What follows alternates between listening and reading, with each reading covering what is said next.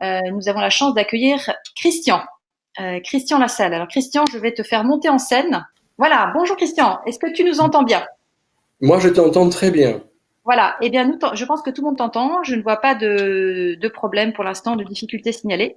Donc Christian, nous allons donc avec toi aujourd'hui donc t'entendre sur cette thématique du voyage que vient d'introduire Laurent. Donc Christian, tu es expert APM depuis un certain temps. Hein, depuis combien d'années es-tu expert à l'APM? Je ne sais pas, je l'ignore, pour le plaisir de rester le plus longtemps possible. Voilà. Et donc tu es un historien d'art. Et aujourd'hui, donc, tu vas témoigner sur cette thématique du voyage. Alors, Christian, pour te faire témoigner, d'abord, une première question à toi. Quelle est ta philosophie du voyage, en fait, en introduction sur ce témoignage? Qu'est-ce que tu peux nous dire? Quelle est ta philosophie du voyage? Alors, c'est un thème et c'est une pratique à laquelle je réfléchis depuis longtemps, que je pratique depuis très longtemps, aussi bien en tant qu'universitaire qu'en tant qu'organisateur de voyage. Et on peut dire finalement que le voyage est une expérience de vie. Et puis on peut dire aussi à l'inverse, mais ça va dans le même sens, que le voyage c'est aussi la vie. D'ailleurs, étymologiquement, l'un des mots qui sert d'étymologie à voyage, n'est-ce pas, c'est viatique. Passer donc d'un lieu à un autre, très employé bien évidemment dans le domaine religieux.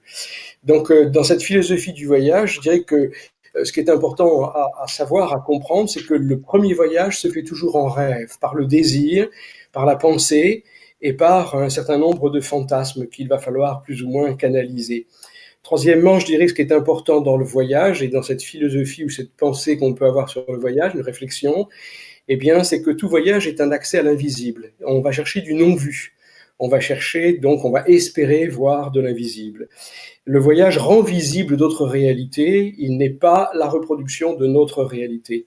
Et c'est pourquoi il permet donc des croisements et que à partir d'un certain moment, donc le voyage doit être même organisé en fonction d'un retour d'expérience. C'est presque sa condition même.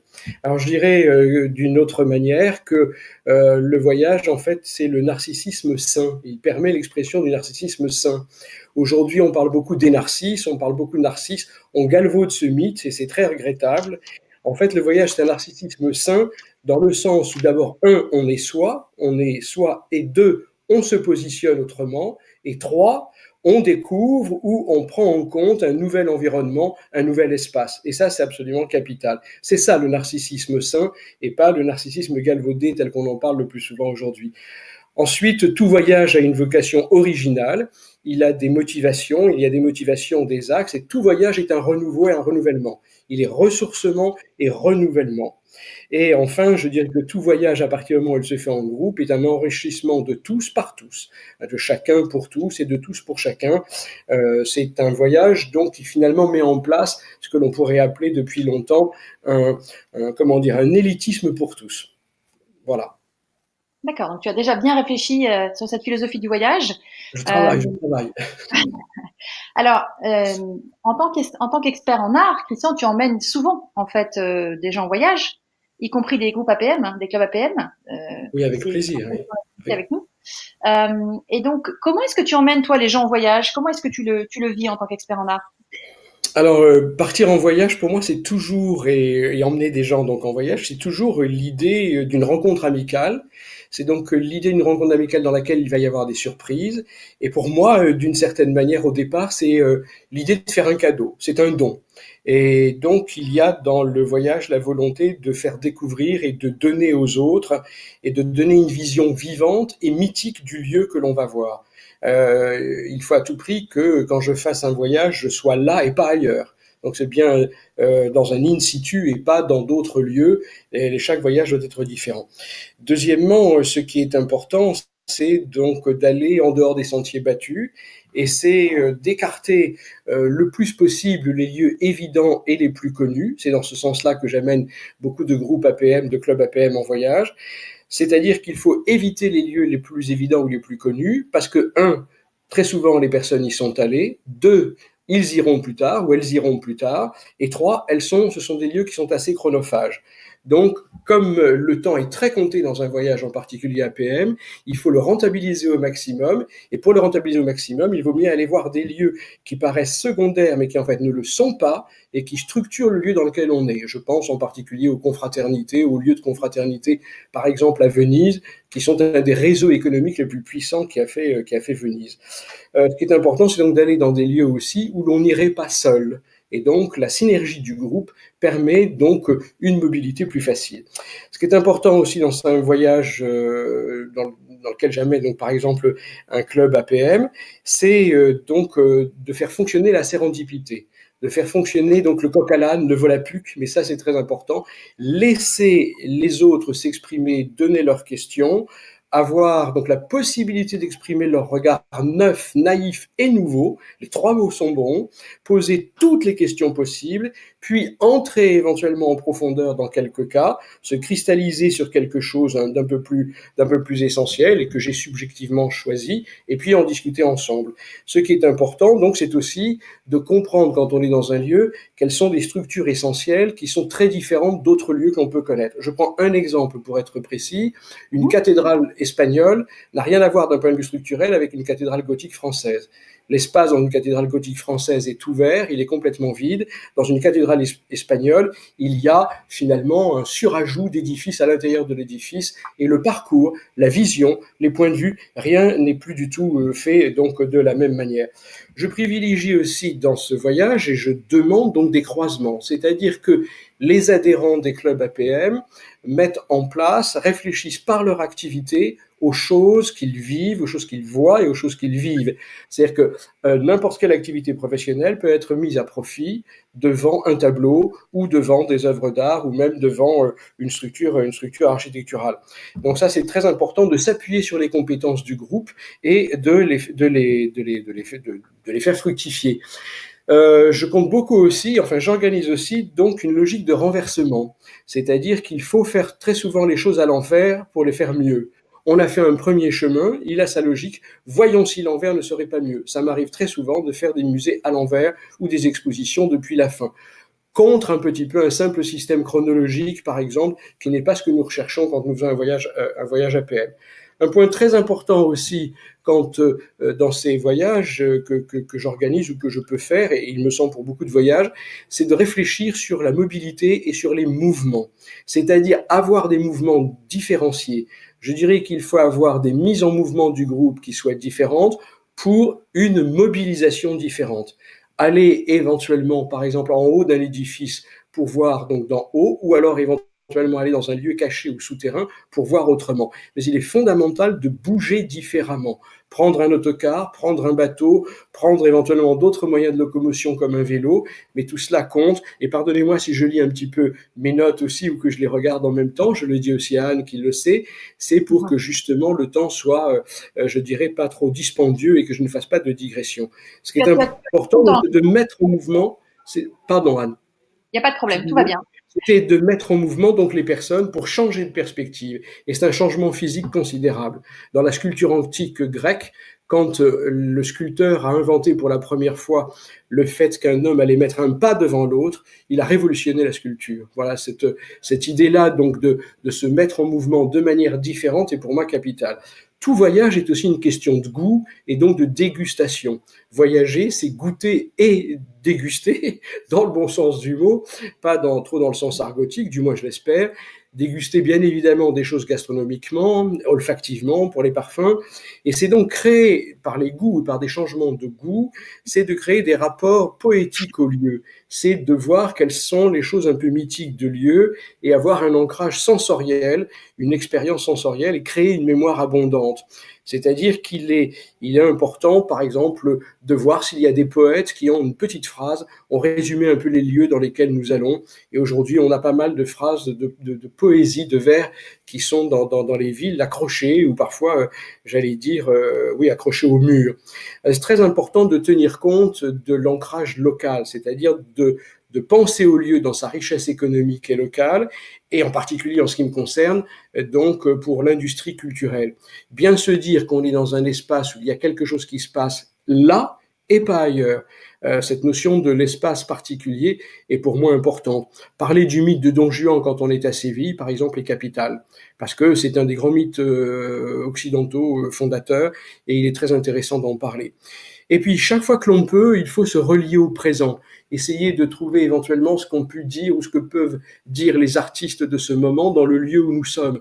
Il y a des lieux où ça marche très bien évidemment, comme Venise avec la Biennale, ou quand il y a la Biennale d'art contemporain, ou quand il y a, par exemple, une belle exposition à la Fondation Pinault. C'est pour ça, par exemple, que je vous ai amené, à titre illustratif, une petite maquette de Beaubourg, très ancienne. Beaubourg a été un lieu très important dans l'histoire de la muséologie et certainement aussi l'un des musées qui corrobore pour nous l'idée du musée-entreprise, de l'industrie culturelle. C'est quelque chose de fondateur dans cette économie.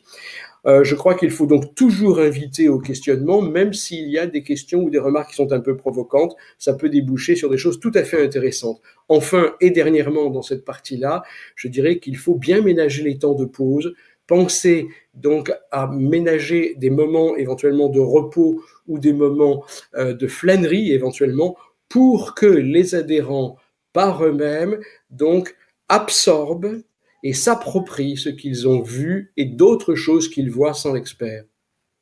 D'accord. Alors peut-être on peut faire justement une petite pause. Christian, on a mis à l'écran quelques citations qui te tiennent à cœur sur le voyage. Est-ce que tu les vois toi aussi? Oui, oui, oui. Ben, la plus belle. Est-ce que tu voilà, est-ce Pardon. que tu peux nous en parler? Il y a toujours un petit décalage, donc pardon si je t'interromps, c'est pas le son n'arrive pas exactement au même moment. Oui, je pense que sans trop se compliquer, la première citation est celle qui résume le mieux ce qu'est un voyage et peut-être ce qu'est tout voyage. C'est un haïku d'un moine japonais du XVIIe siècle, Basho, sur lequel il y a d'ailleurs un très beau film qui commence à tourner en ce moment, qui commence à être vu. Et donc cette citation est très belle, elle se compose de trois morceaux, trois vers. Toujours ou chaque jour est un voyage. Le deuxième, c'est et le voyage lui-même est la maison. Et ça, c'est important de se dire qu'on voyage et puis finalement on revient toujours chez soi avec, enfin on espère du moins, avec donc bien évidemment un nouveau ressourcement et plein de choses nouvelles. Après, les autres citations sont intéressantes, elles donnent des orientations un petit peu différentes, bien évidemment, et si vraiment cette thématique du voyage vous intéresse, il ne faut pas refuser d'aller voir ce que dit Les Fleurs du Mal, toutes les Fleurs du Mal de Baudelaire. Cet homme a conçu toute sa vie autour de la thématique du voyage et toutes les fleurs du mal sont organisées autour de la thématique du voyage avec ce très beau poème en particulier qui est Le Voyage dont on a extrait ce petit vers, n'est-ce pas? Étonnant voyageur, dites-moi qu'avez-vous vu? Parfait. Une petite pause littéraire. Donc, Christian, à cette question, comment est-ce que tu emmènes les gens en voyage? Tu nous as parlé donc du fait que tu emmènes les gens en dehors des sentiers battus, que tu cultives la surprise, la sérendipité et les découvertes, que tu as une approche pour croiser en fait et renverser les logiques. C'est important pour toi. Tu nous as parlé de mouvement, le fait que les gens bougent dans l'espace, qu'ils sont dans une expérience sensorielle. Tu privilégies donc la découverte gustative, visuelle, voilà. Et puis que tu essaies toujours donc de cultiver une forte présence et à l'instant, un ancrage local, que l'expérience du voyage que tu proposes, elle est unique et elle doit être intense, et qu'enfin il y a deux choses importantes pour toi, c'est la place au questionnement, invitation au questionnement et surtout les temps de pause, de respiration pour pouvoir s'approprier tout ce qui est offert aux voyageurs. Oui, c'est Voilà. cérébral et mémoriel, oui, oui. Cérébral et mémoriel. Donc ça, c'est très riche, tout ce que tu nous as déjà offert. Alors maintenant, si on transpose ça dans un contexte APM, Christian, tu emmènes donc souvent des adhérents APM en voyage, et de quoi est fait spécifiquement le voyage APM? En quoi tu penses que ce mot voyage fait écho à ce que vivent les adhérents à l'APM? Ah bien, je dirais que personnellement, quand je suis rentré à l'APM, j'ai découvert avec un grand plaisir que l'un des fondements de l'APM est le voyage. C'est l'un des fondements de l'APM que le voyage, c'est-à-dire que voir autrement et se déplacer est dans les fondamentaux de l'APM. Toute séance APM est un voyage. parce que toute séance APM donc demande de manière volontaire à l'adhérent de se déplacer et de se déplacer dans le temps et dans l'espace. C'est une aération volontaire, c'est un fort engagement. Donc pour moi, l'APM, le voyage n'est pas quelque chose de, comment dire, d'extérieur à l'APM, il en est inhérent. Et il est même, je dirais, dans les statuts de l'association d'une certaine manière. De plus, donc, approfondir et se développer par un déplacement volontaire, c'est quelque chose donc qui est important parce que à partir de ce déplacement, on va mieux revenir, on va changer d'idée et on va se conforter dans, je dirais, certaines des qualités que l'on pouvait avoir. Cette mise à distance, donc, est un ressourcement nécessaire, et c'est dans les fondamentaux, à mon sens, de l'APM, voyager pour revenir, changer d'idée et se conforter. Ce qui est très important aussi dans le voyage APM, je dirais, ou dans l'APM comme voyage, c'est le fait que ce voyage se fait volontairement pour un groupe et par un groupe, et il est donc de confiance. Je dirais, en prenant un autre mot auquel je tiens beaucoup, il est de bon commerce. Le commerce n'étant pas qu'un secteur économique, étant une communication entre les hommes. Ça, c'est absolument capital. Donc à l'APM, le voyage de bon commerce est très important et il se fait dans le plaisir du partage au sein, comme l'a dit Laurent tout à l'heure, d'une communauté stable. Et ça, c'est quand même un avantage considérable par rapport à beaucoup d'autres groupes où la mobilité est autre.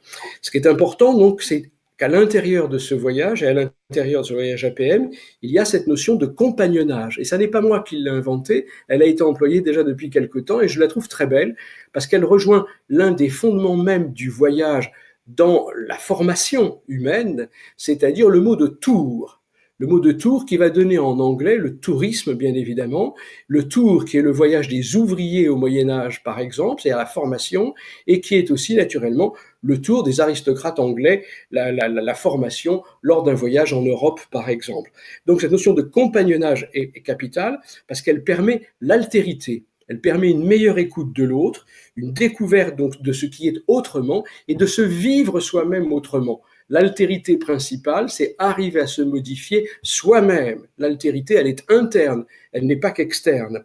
C'est une immersion collective que cette expérience du voyage, et en particulier à l'APM, dans laquelle chacun va ressentir, des émotions, des déclics, des stimuli. Et c'est ces stimuli, ces déclics qui vont marquer le progrès, qui vont faire le chemin de chacun. Ça va donner des inspirations qui vont tisser et améliorer pour la personne son rapport au monde et améliorer la place de cette personne dans une progression vers le monde et dans le monde. Je prendrai justement pour parler de ce voyage, et on arrive vers la fin de cette remarque, eh bien je prendrai aussi un parallèle avec la cuisine. Qui me semble tout à fait importante. C'est quelque chose qui est de plus en plus à la mode aujourd'hui, de s'interroger sur la cuisine, sur l'alimentation. Il y a énormément de livres qui sortent là-dessus, beaucoup de cours à l'université, dont les miens éventuellement. Donc la cuisine nous intéresse beaucoup. Pourquoi ? Parce que faire un voyage, c'est comme faire une recette de cuisine. Eh bien, dans cette recette de cuisine, à un moment, on va inoculer quelque chose, on va mettre quelque chose à l'intérieur de cette recette pour la modifier très légèrement, et ça se trouve la modifier complètement. C'est le cas, par exemple, en cuisine aujourd'hui, de manière très claire chez de nombreux grands chefs cuisiniers, de la notion de l'amertume qu'ils rajoutent à des plats aigre-doux ou à des plats beaucoup plus classiques. Rajouter de l'amertume, attention, pas forcément dans le voyage, mais rajouter des choses qui éventuellement peuvent paraître difficiles, ne me semble absolument pas du superfétatoire. C'est quelque chose qui a son intérêt pour modifier la recette. Et enfin, je dirais, dans cet esprit APM, ce qui est formidable, c'est qu'un expert lui-même, quand il organise un voyage ou le fait, il se trouve modifié. Avec tant de questions, tant de regards, tant de participation avec les autres, une vie intime pendant 1 jour, 2 jours, 3 jours, voire davantage, bien évidemment, eh bien, automatiquement, l'expert revient lui-même modifié et il y a une sorte d'incrémentation qui se fait, bien évidemment, et lui-même s'améliore pour les prochains. Et cette transformation, j'y compte beaucoup parce qu'un voyage est une transposition et une transformation. Petite métamorphose éventuellement, mais tout le monde n'est pas Picasso que vous voyez derrière moi, bien évidemment. Merci Christian. Alors, je vous ai amené quelques petits objets. Est-ce que tu veux que l'on en parle maintenant très rapidement ? On vient de mettre à l'écran, Laurent vient de projeter justement le tableau de Picasso auquel tu faisais référence. Est-ce que tu veux nous en parler ? Oui, voilà, bah, très brièvement, hein, parce que je pense qu'il faut aussi dire les choses avec un petit peu d'humour. Et là, j'ai peut-être été un petit peu rapidement, et je prie à tous ceux qui m'écoutent, qui nous écoutent, de bien vouloir m'en excuser. C'est pour être concis. Bon, j'ai choisi ce tableau de Picasso qui est le Minotaure à la carriole de 1936 et qui illustre donc le déménagement. Et Picasso a beaucoup déménagé, et je pense qu'un voyage est d'une certaine manière un déménagement. Et j'ai le plaisir de dire aussi qu'on peut projeter cette œuvre de Picasso avec l'accord de Picasso Administration à Paris, parce que chaque fois que l'on s'occupe de Picasso, il faut voir un peu quelle est donc la légalité de la projection. Et ce qui est intéressant, c'est que dans le cadre de cette image, eh bien, Picasso illustre en fait le fait que sa vie est un perpétuel déménagement. Déménager, emménager et aménager sont trois mots donc que l'on peut prendre autour du déplacement. Et vous voyez que dans déménager, emménager et aménager, il y a un mot que l'on manie beaucoup à l'APM, n'est-ce pas, et qui est essentiel, qui est le management, bien évidemment. Et ça n'est pas que du jeu de mots, puisque c'est exactement la même étymologie. Et puis alors, il y a un autre tableau que je mets en parallèle, je ne sais pas si vous le voyez derrière moi bien, mais je vais peut-être Oui, l'enlever du mur, si c'est faisable, pour vous le voilà. présenter. Alors, je le mets en parallèle et en opposition. Je ne sais pas si vous le voyez bien, sans trop de réverbération.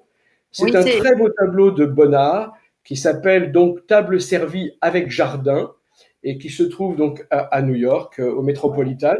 Il est de 1934, à peu près contemporain du tableau donc de Picasso, et il représente une autre idée du voyage, le voyage simple, chez soi, le voyage de la transposition. Transposition immédiate, un émerveillement de tous les instants et un émerveillement du quotidien.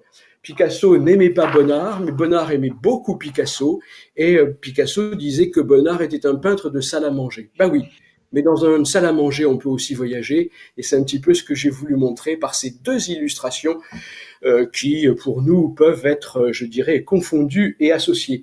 Derrière moi, vous voyez un masque africain qui est un masque Fang.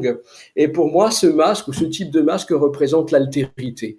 Être autre, c'est justement se concevoir comme un autre. Et là, on a un très bel exemple avec la théorie du masque, et en particulier ces masques Fang qui sont des masques blancs, n'est-ce pas, à l'occasion de certains rituels. Voilà, c'est l'idée à la fois du masque et l'idée d'être autre. Et puis j'ai amené deux autres petits objets.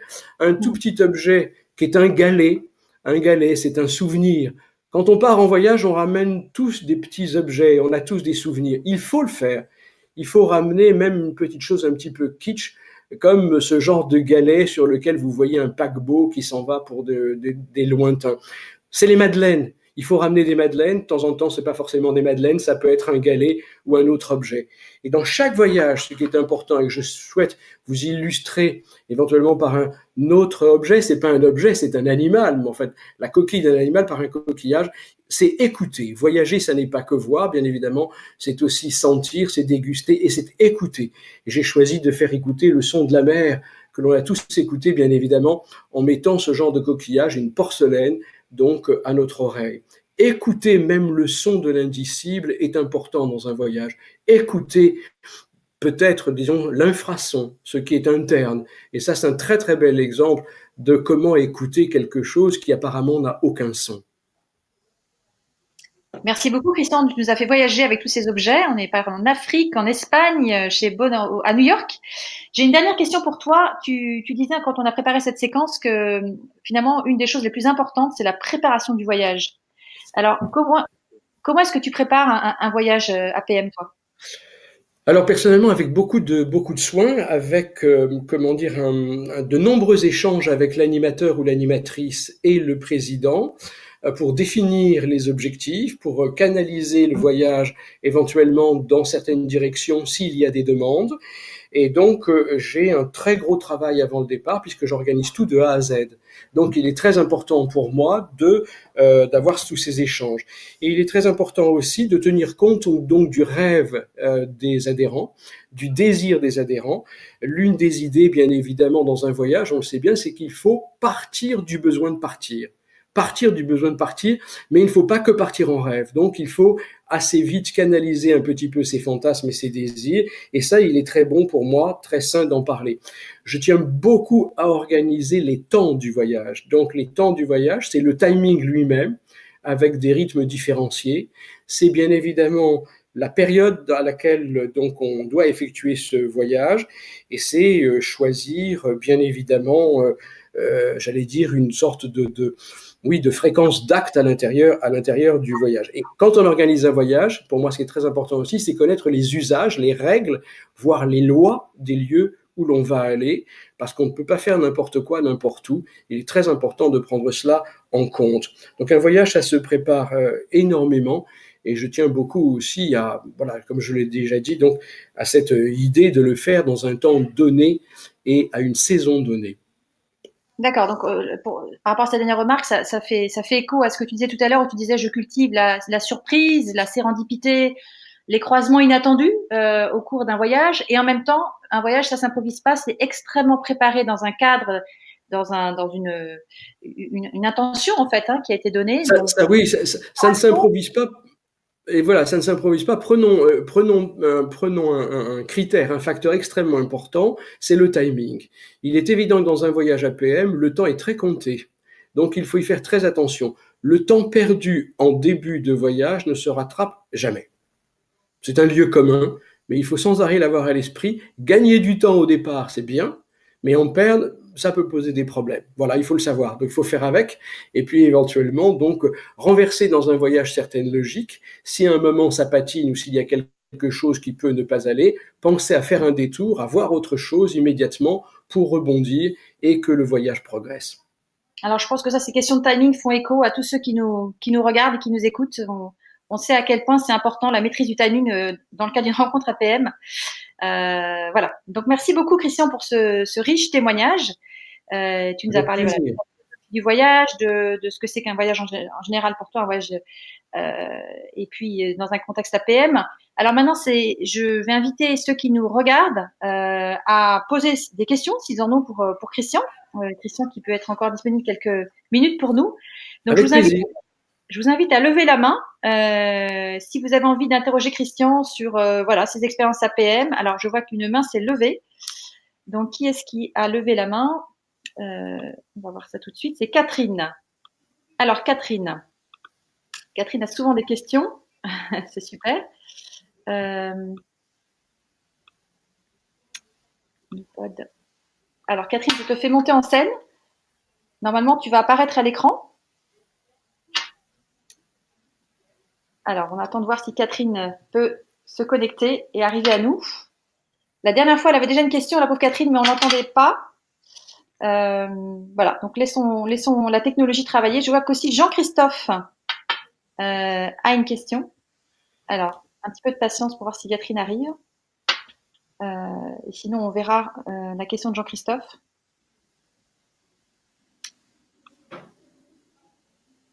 Alors, Catherine a posé sa question par chat puisqu'elle n'arrive pas à nous voir, ou en tout cas à apparaître à l'écran. Et tu peux nous emmener où, Christian? Voilà la question de Catherine. Où est-ce que tu peux emmener les adhérents, les clubs APM? Bien, dans beaucoup de lieux différents, je suis allé très souvent à Venise au moment de la Biennale d'art contemporain, pas que pour faire la Biennale d'art contemporain, bien évidemment, mais parce que Venise est un lieu bateau, est un lieu commun, et qu'on est immédiatement dépaysé dans cet espace parce que l'on vit sur l'eau et avec l'eau. D'autres lieux sont Séville, qui est un lieu assez demandé, et puis je vais aussi dans des lieux où je n'ai jamais organisé de voyage auparavant. J'aime bien organiser un voyage ex abrupto, donc en le travaillant complètement, parce qu'il y a un intérêt particulier, comme un voyage que je viens de faire récemment dans l'Empordà en Catalogne, au lieu de rencontre donc de grands artistes comme Max Ernst, comme Dali, comme Marcel Duchamp, et un lieu où on pense qu'il n'y a rien. Ça, c'est aussi un autre axe de voyage. Donc, vous verrez sur la liste des voyages que je fais les différents lieux, mais il y a aussi des lieux auxquels on ne pense pas en France ou à l'étranger.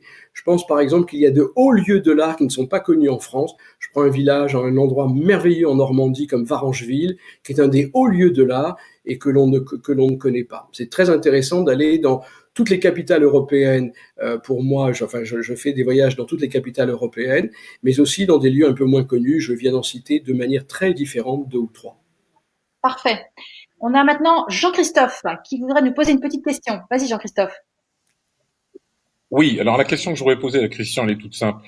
Demandes-tu, dans ta rencontre entre l'animateur et le président du club, éventuellement des prérequis par rapport à ton sujet? Je pense par exemple à Londres, au Globe, là où a sévi Shakespeare. Est-ce que tu vas demander avant, en amont, que les gens, que les adhérents aient un minimum de savoir ou de connaissances? Alors, je vais essayer de répondre, mais ta phrase a été très entrecoupée. Alors, je vais essayer Il a demandé donc voilà. Mais prérequis. Si tu demandais des prérequis. voilà. Personnellement, je ne demande aucun prérequis. Aucun D'accord. prérequis ni de connaissances ni de savoir. Au contraire, plus les choses sont à découvrir et plus c'est formidable, plus c'est fantastique. C'est-à-dire Parfait. que j'ai un plaisir immense à voir, par exemple, que certaines personnes à Madrid ne sont jamais allées voir l'endroit où Goya est enterré et qui est une décoration extraordinaire du XVIIIe siècle. Et la découverte, rien que ça, même si je ne disais rien, c'est déjà alors là, c'est formidable, quoi. C'est-à-dire que cette nouveauté-là est en soi le voyage de la poésie. Merci Christian. Catherine, donc pour revenir C'est à parfait, Catherine qui posait merci, sa question. Christian. Merci à toi. Catherine disait, alors on peut te proposer une destination, puisque Christian, tu es ravi de découvrir de nouveaux lieux. Eh bien, Catherine pourrait te proposer une nouvelle destination. Complètement, avec grand plaisir, parce que là, c'est d'autant plus intéressant que c'est un voyage collaboratif et que là, on monte avec un minimum de cahier des charges. Donc là, ça devient très intéressant parce que très souvent, il n'y a pas de cahier des charges dans un voyage APM. Il y en a très peu. Et je ne le regrette pas, mais c'est moi qui me l'impose à moi-même et puis qui suggère bien évidemment à l'animateur ou à l'animatrice et au président. Donc monter ex abrupto un voyage est une... Alors là, c'est le voyage comme aventure, ça n'en est que mieux. J'y accorde tout le soin. Génial. Et les amis, et si vous avez encore des questions, n'hésitez pas à lever la main ou à les écrire en chat, sinon on va passer à la suite de notre programme. Donc je vous laisse quelques instants pour éventuellement lever la main, puisque je vois que vous êtes une petite quarantaine à nous regarder. Donc est-ce qu'il y aurait une nouvelle question? Pas pour l'instant, je crois, Christian. Je crois que tout a dû être limpide. Moi, j'ai une petite question, On a Anne. essayé de faire court. J'ai encore une petite question. Christian, comment est-ce que tu vois, est-ce que tu as des retours parfois de l'effet des voyages sur les adhérents? Et là, quand je dis des effets, c'est aussi des effets évidemment dans leur vie, dans leur enrichissement personnel, mais peut-être aussi des effets dans leur entreprise, des dirigeants qui disent, mais en fait, tel voyage, ça m'a fait faire telle et telle prise de conscience. Et tu peux nous donner quelques exemples si tu en as. Ah oui, alors un exemple récent, donc dans un voyage que j'ai pu faire donc en Catalogne, l'un des membres donc du club qui a fait ce voyage avec moi a déclaré vouloir faire de son entreprise une œuvre d'art. Donc il a parfaitement saisi dans le voyage l'idée que l'art n'était pas en dehors du monde économique et que se dire que l'artiste et l'entrepreneur pouvaient être soudés et être le même en faisant qu'une entreprise soit conçue comme une œuvre d'art. Bon, je crois que ça, c'est vraiment un très beau retour. Un autre retour, par exemple, j'ai cité Venise pour prendre l'un de ses lieux phares, eh bien, c'est le fait que beaucoup d'entrepreneurs à Venise découvrent à Venise, alors qu'ils viennent là fondamentalement pour l'idée de se divertir, de faire autre chose, de sortir un petit peu de leur activité principale. Au contraire, ils voient un ressourcement parce qu'ils comprennent un autre système économique et ils voient ce qui a marché à Venise, ce qui ne marche pas ailleurs. Donc, il y a beaucoup de retours dans les évaluations et il est très intéressant de voir aussi que pour beaucoup de chefs d'entreprise, ils découvrent vis-à-vis de leur domaine des petits déclics parfois, que ce soit par exemple dans le domaine alimentaire, hein, pour prendre un domaine facile, qui va rebondir dans leur propre travail, dans leur propre activité. Merci, Christian. Merci Christian. Je crois que Merci à vous.